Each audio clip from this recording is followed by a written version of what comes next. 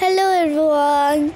So আজকে আমি যেতে চলেছি একটা এঙ্গেজমেন্টের জন্য, তাই জন্য আমি ছটাফট রেডি হতে চলেছি। কিন্তু আমি তো এক্সপ্রেস নই, আমি তো লোকাল ট্রেন, কি করে তাড়াতাড়ি রেডি হব? আমি গীতা এলএলবি দেখতে দেখতে রেডি হচ্ছিলাম, মানে 6:30 থেকে রেডি হওয়া চালু করেছি, আমি গিয়ে 7:30টায় রেডি হয়েছি পুরো।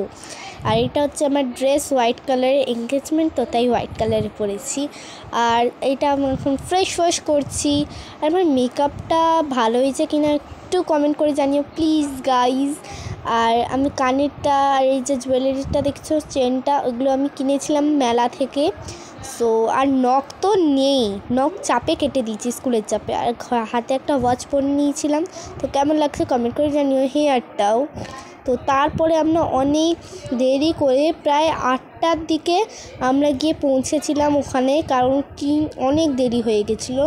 একটা আঙ্কেলের বাইকে যাচ্ছিলাম, আর ওটা হচ্ছে বর্ষা। যেতেই আমাদেরকে না 3টে কোল্ড ড্রিঙ্কস এসেছিলো, কিন্তু আমরা পেলাম একটা থামস আপ, মাজা এসেছিলো আর স্প্রাইটও এসেছিলো। আর এইটা দেখো উড়িয়াদের রিচুয়ালস, দুটো ছেলের ঘরের দাদু আর মেয়ের ঘরের দাদু দুজনকে মালা পরাবে আর জড়াবে।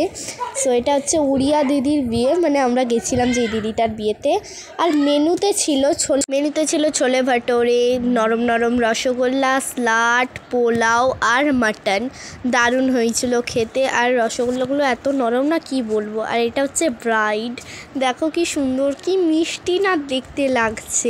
তো আজকের মতো বাই বাই, আবার কালকে নিয়ে এসেছি মেহেন্দি আর হলদির ব্লগ।